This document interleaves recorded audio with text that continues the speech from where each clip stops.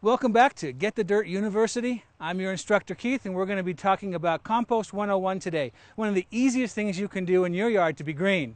Now, there's a lot of information out there about the right way to compost and the wrong way to compost. I think we should talk a little bit about how to demystify that. There's about as many recipes for composting as there is for lasagna. The end product always tastes good. So, having said that, what I like to do is I like to get my compost or my garden debris that I take off my perennial beds or whatever, and putting it into a compost bin in this state isn't the best thing. It's going to take it a long time to decompose. So break it up. You can do this by hand, you can do this with a chipper, you can do this with a pruner. And that's called the brown stuff. The brown stuff is the dry, brittle stuff, all right? That's got all the energy for the microbes to work on.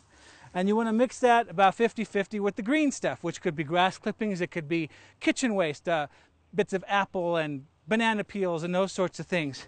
And you just layer that in there, you know, mix it together, back and forth, breaking up the big stuff as you go, and that's what you put in your compost pile. Now, the way composting works is there are lots of microbes mixed with all that junk, and microbes are little bacteria and funguses. There's insects, there's molds, there's all sorts of things in there that are going to start chewing up all of that debris. And what you need to supply as the chief cook, I guess, is water and air. And air really fuels this, so one way to do that is make sure your compost bin has lots of holes or openings for air to get in.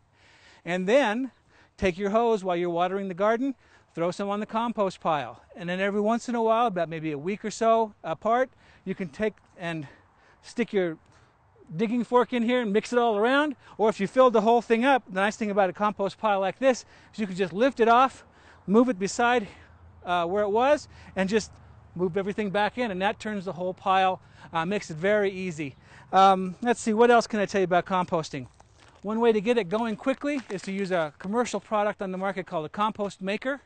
This is a dry granular material that helps get those microbes energized and do their job. And you just open it up, sprinkle it in, water it down when you're done. One thing you can use in the house is this little compost bin that you can have in the house by your kitchen sink to gather all of your debris from the kitchen, cucumber peelings, that sort of thing. Let's see, what did I have in here right now? Oh, that's for later, that's a snack. But if this were full of debris, you just bring it in your compost pile, dump it in every once in a while, and take it back up to the house. Makes it easy to keep it separate from the rest of the trash in the house. One thing you don't want to decompose is animal byproducts. No animal waste, like your kitty litter or dog leavings. You don't want to decompose or put in compost like bones and meat scraps, that sort of thing. That's what makes it stink. And that's what attracts the vermin as well. So keep it watered, keep it aerated. If you keep it nice and fluffy, that'll keep it from stinking as well.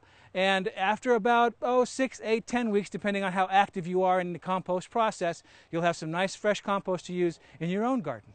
Well, the professor is done teaching us all about Composting 101. He's been working in his vegetable garden for 15 years, and these worms are the result of that, a sign of good, healthy soil. We're going to go back to last year now and talk about everything we did last year for soil prep in the garden. In this little section right here, I have 6 bags of compost put in for this year. That's a lot of compost. You want to put it on about 3 or 4 inches deep. And so you spread this stuff out over the soil that we just rough dug over here. And see how deep that is? Just covered right over it.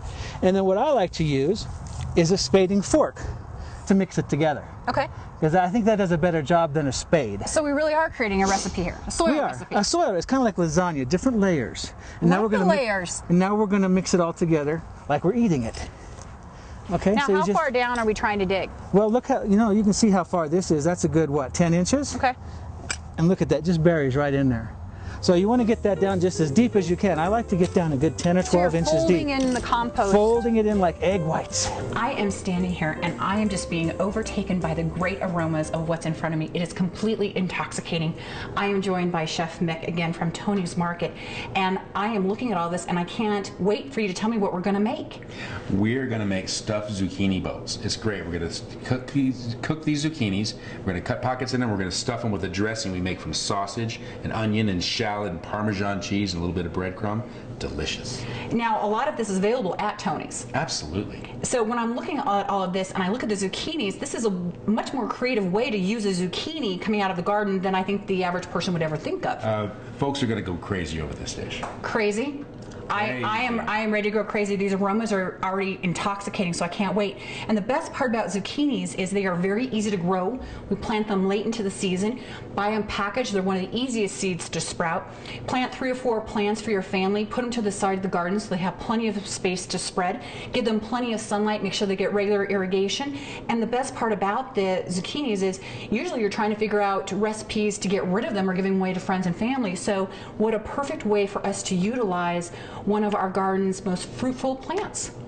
I cannot wait to test this. My mouth, I'm having a hard time not salivating as we're talking.